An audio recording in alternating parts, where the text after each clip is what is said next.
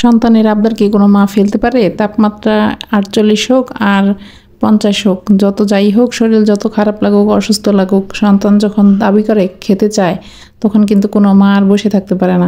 Hello everyone, আসসালামু আলাইকুম। আশা করি যে যেখান থেকে দেখছেন সবাই ভালো আছেন, সুস্থ আছেন। তো সবাই একটা লাভ রিয়েক্ট দিয়ে আমার ভিডিওটি শেষ পর্যন্ত ধৈর্য ধরে দেখে যাবেন। এটা ছিল শুক্রবারের ভিডিও। তো আমার মেয়ে সকাল থেকে বায়না, তারা হচ্ছে চিকেন ফ্রাই, ফ্রাইড রাইস এসব খাবে। যদিও আমার শরীরটা বেশি ভালো না, খুবই অসুস্থ সকাল থেকেই।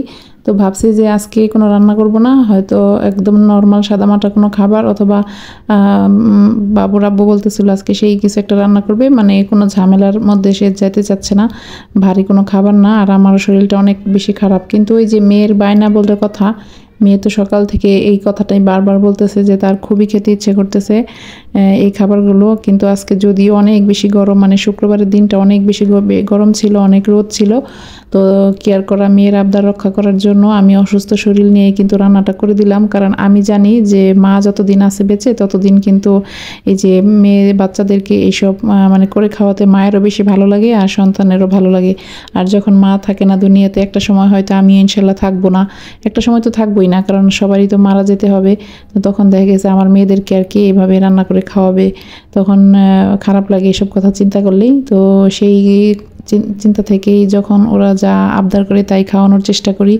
তো এই যে আমি চিকেন ফ্রাই করব, আর হচ্ছে ফ্রাইড রাইস করার জন্য কিছু সবজি ভেজে নিচ্ছিলাম। আর ওই পাশের চুলায় কিন্তু আমার পোলাওটাও হয়ে গেছে। পোলাওয়ের সাথে জাস্ট এখন এটা অ্যাড করে দিব একসাথে, আর একটা ম্যাজিক মশলা দিয়ে দিছি।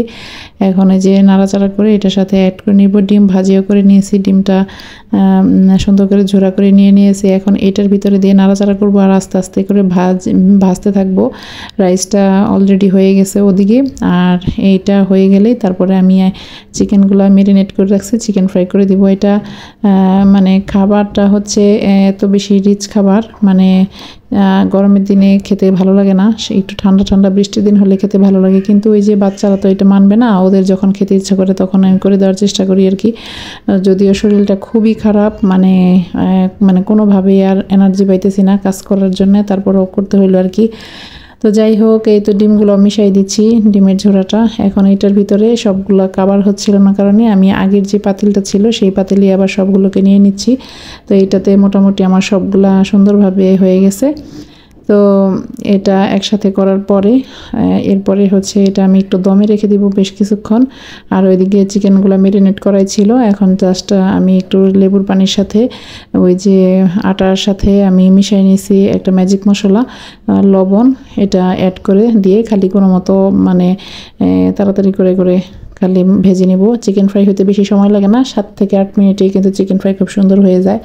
তো চিকেনগুলো আমি আগে থেকে ম্যারিনেট করে রাখাতে এটা কিন্তু খুবই জুসি হয়েছিল মাঝখানে, আর উপরটা খুবই বেশি ক্রিস্পি হয়েছিল। আর একই প্রসেসে অনেকবার করতে হয়, আমি আর এত কিছু দেখাইলাম না, কারণ ভিডিওটা এমনিতে অনেক বেশি লম্বা হয়ে যায়। আমি খুব শর্টকাটে করে দেখানোর চেষ্টা করলাম আর কি।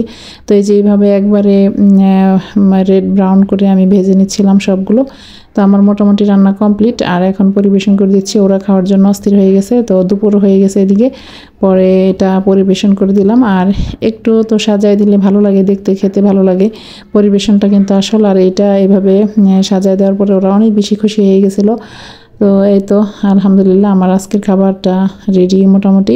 কেমন লাগলো লাইক, কমেন্ট এবং শেয়ার করে অবশ্যই জানাবেন।